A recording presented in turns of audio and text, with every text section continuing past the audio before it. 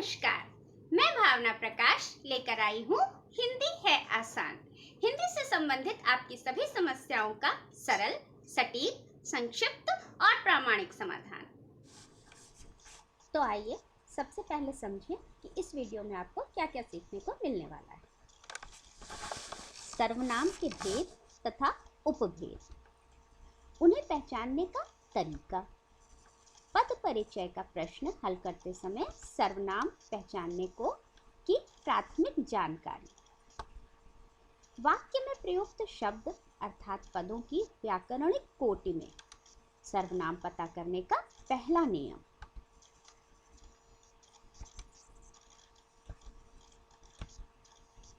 सर्वनाम मतलब सबका नाम। सबसे पहले ये समझ लीजिए, जो नाम सबका नाम होता है उसे सर्वनाम कहते हैं। कैसे, आइए समझते हैं। उदाहरण के तौर पर जैसे हम कहते हैं सैनिक की बहादुरी ने मन जीत लिया, या छात्र की बहादुरी ने, या मजदूर की बहादुरी ने, या सुरेश की बहादुरी ने। लेकिन जब हम कहेंगे उसकी बहादुरी ने मन जीत लिया, तो सैनिक भी हो सकता है, वो कोई छात्र भी हो सकता है, वो कोई मजदूर भी हो सकता है, वो किसी का व्यक्तिगत नाम भी हो सकता है। सबके स्थान पर हमने उसकी शब्द का प्रयोग किया, तो उसकी जो है वो सबका नाम हो गया, इसलिए वो सर्वनाम है। इसी तरीके से जब हम कहते हैं कि दरवाजे पर कोई खड़ा है, तो दरवाजे पर कोई सहेली जिसका नाम रीना हो वो भी खड़ी हो सकती है। हम कहेंगे दरवाजे पर रीना खड़ी है, या कहेंगे दरवाजे पर औरत खड़ी है, दरवाजे पर लड़की खड़ी है, या दरवाजे पर छात्रा खड़ी है। तो ये सारी संज्ञाएं हैं। लेकिन जब इनकी जगह पर हम कह देंगे कि दरवाजे पर कोई खड़ा है, तो वो कोई भी हो सकता है, हजारों में से कोई व्यक्तिगत नाम हो सकता है, कोई जातिवाचक नाम हो सकता है, कुछ भी हो सकता है। तो वो कोई सबका नाम हुआ, इसलिए सर्वनाम हुआ। इसी तरह से अगर हम कहते हैं कि वहाँ पर कौन है, तो वो कौन, या तो हम कहेंगे वहाँ पर रामू है, या हम कहेंगे वहाँ पर हमारे शिक्षक खड़े हैं, या फिर वहाँ पर हमारा दोस्त आया हुआ है, या वहाँ पर कोई राही जा रहा है। लेकिन जब हम पूछेंगे वहाँ पर कौन जा रहा है, तो कौन, रामू, शिक्षक, दोस्त, राही किसी के लिए भी इस्तेमाल हुआ है, यानी कि सबका नाम है, तो सबका नाम हो गया सर्वनाम। अब समझते हैं सर्वनामों के भेद। सबसे पहले पुरुषवाचक सर्वनाम। पुरुष ह्यूमन बीइंग को भी कहते थे, अक्सर नर या पुरुष, संपूर्ण जो है वो आदमी जात मतलब ह्यूमन बीइंग के लिए भी इस्तेमाल होता है। तो कोई भी ह्यूमन बीइंग होगा उसको पुरुषवाचक सर्वनाम कहेंगे। अब देखिए उत्तम पुरुष, सबसे पहले कैसे समझिए इसको।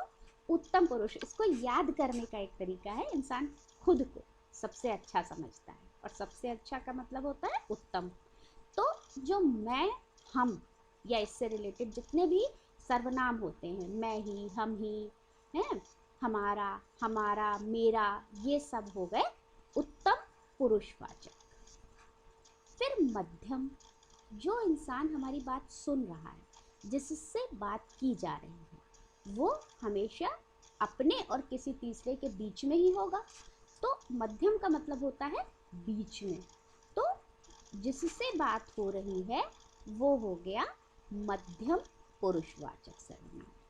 और अन्य तो अन्य होता ही है, कोई दूसरा अन्य, तो उसको याद रख लीजिए कि अन्य पुरुषवाचक सर्वनाम कोई तीसरा व्यक्ति होता है, जैसे वह, यह, वही, ये, वे, ये इत्यादि। फिर आया निश्चयवाचक सर्वनाम। जब हम कुछ भी निश्चय से कहते हैं, जैसे हम ही, तुम ही, वही, तो वो निश्चयवाचक होता है। जब हमारे मन में अनिश्चय होता है, जैसे कोई, कुछ है, तो वो अनिश्चयवाचक होता है।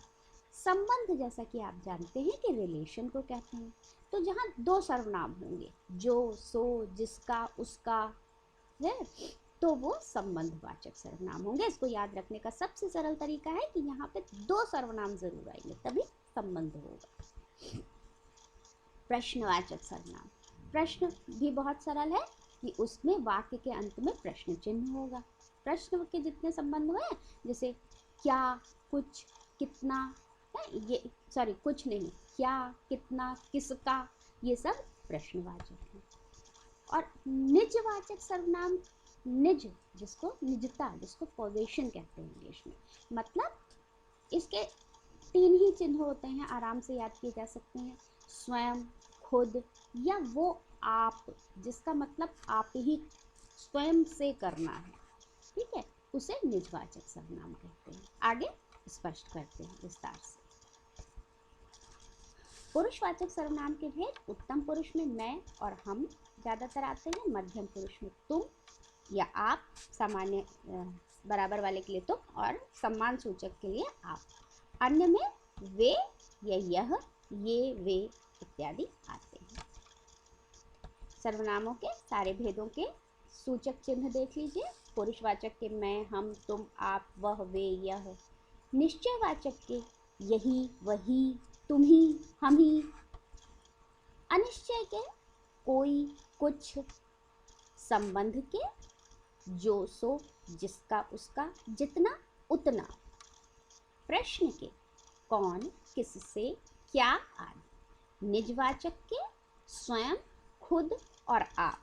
यहाँ ये बता दिया जाए कि जो निश्चयवाचक है ना, यही, वही, ये सब वाक्य में प्रयुक्त होने के बाद कभी कभी सार्वनामिक विशेषण भी होते हैं। वाक्य में प्रयुक्त होने के बाद किसी भी शब्द का अर्थ और व्याकरण कोटि कैसे बदल जाती है, ये जब पद परिचय की सारी व्याकरण कोटियाँ पूरी हो जाएंगी तब उस वीडियो में बताया जाएगा। इसीलिए इसे पद कहते हैं। आपने पढ़ा होगा, जब वाक्य में प्रयुक्त शब्द वाक्य के अनुसार अर्थ ग्रहण करते हैं तो उन्हें पद कहा जाता है। तो इसीलिए कभी कभी कोई सर्वनाम, यही, वही, ये सर्वनाम होते हैं और कभी सार्वनामिक विशेषण होते हैं। आगे विस्तार से बताया जाएगा। अब कुछ में आप फर्क समझ लीजिए, जैसे पुरुषवाचक और निजवाचक में। मैं देर से आया, मैं एक ह्यूमन बीइंग के लिए हो रहा है, अपने लिए।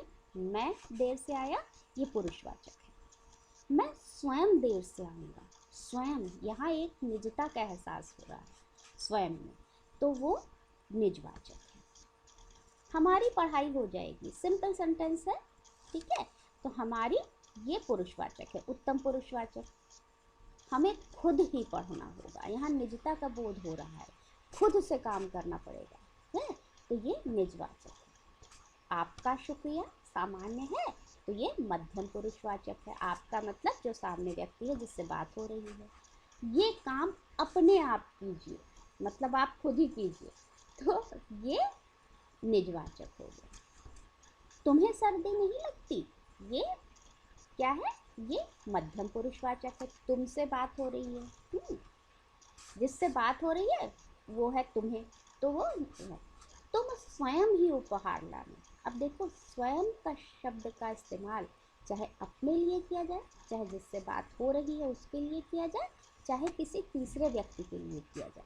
अगर स्वयं शब्द का इस्तेमाल करें, मतलब उसको खुद ही करना है, तो फिर जो है वो निजवाचक हो जाता है। स्वयं, खुद, आप, ये तीनों शब्द जो है वो कभी अपने लिए भी इस्तेमाल किए जा सकते हैं, कभी सामने जिससे बात हो रही है उसके लिए भी, और कभी किसी तीसरे के लिए भी। मैंने कोशिश की है सबके एक एक उदाहरण दूँ।